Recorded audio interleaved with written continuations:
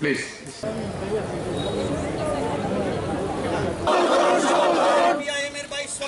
সম্মেলন সফল করুন।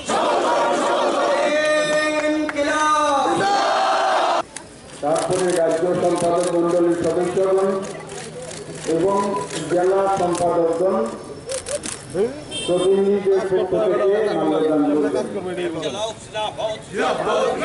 শহীদ স্মরণে আপন মরণের রক্তের শোধ করুন। শহীদের রক্ত শহীদ স্মরণে আপন মরণের রক্তের ঋণ শোধ করুন।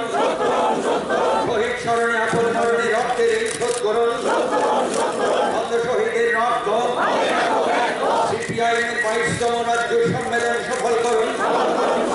সিপিআইএমের 22তম রাজ্য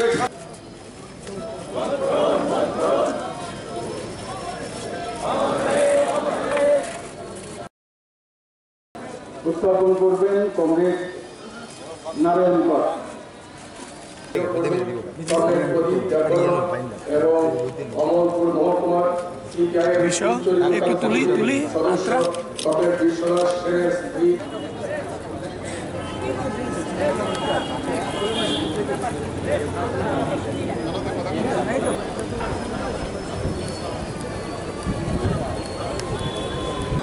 কেমনে আইতাম ফিয়ান বলে গেছে তাই না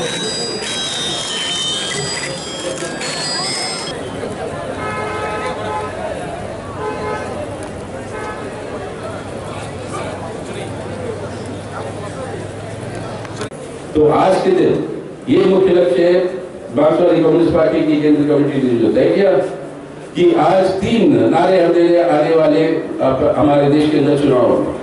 पहला, भाजपा को हराना आज अनिवार्य है, भाजपा और सहयोगी दलों को आज हराना। दूसरा, लोकसभा के अंदर मार्क्सवादी कम्युनिस्ट पार्टी और वामपंथी पार्टियों की सांसदों की संख्या को ज्यादा करना है, मजबूत करना है।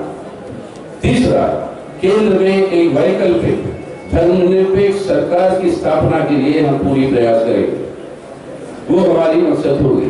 इन 3 नारों के साथ आज पूरे देश भर में जो असेंबली के चुनाव हो रहे हैं इन 5 राज्यों के अंदर, वहां पर भी दौरा करके जब आए हम इन चुनाव के कैंपेन में जब गए, पूरे देश भर में ये वातावरण तो जरूर है आज भाजपा और उसकी नीतियों के खिलाफ, और ये माहौल जो नफरत और हिंसा की जो फैला है।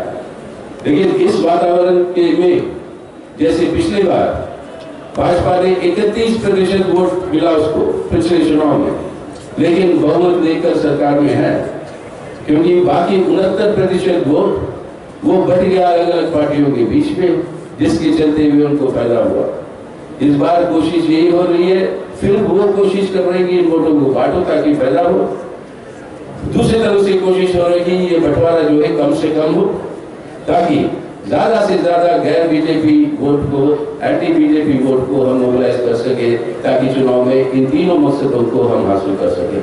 तो आज सबसे बड़ी हमारी संघर्षों की लड़ाई तो चलती रहेगी, और वो जैसे मैं बता रहा था, परसों 30 तारीख को किसानों की, जनवरी में मजदूर वर्ग का, नौजवानों का, महिलाओं का, और दूसरी तरफ से दलितों का जो अत्याचार और दमन के ऊपर हो रहा उसके खिलाफ, ये सब आंदोलन तो जारी रहेंगे।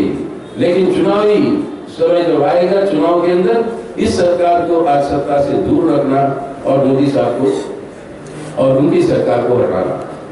आखिर आज के दिन जो राम के नाम पर वोट बंटवारा करने की कोशिश कर रहे हो, उस वोट को रामायण के नाम पर राम को नाम लेकर बहुत सारे उन्होंने फायदा उठाया अपना राजनीतिक और चुनाव में।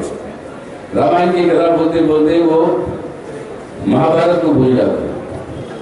आज उनकी घमंड है कि देखो कौन है, हमें हराने वाला कौन है। सवाल ये उठता, मोदी का विकल्प कौन है। हमने कहा वही बात हुई थी 2004 में, वाजपेयी का विकल्प कौन है। विकल्प आया, इस बार भी आएगा विकल्प, और इस बार भी आएगा। इस सरकार को हम हटाएंगे, एक वैकल्पिक सरकार बनेगा। लेकिन महाभारत में वही घमंड था अपने कौरवों का, कौरव 100 भाई थे।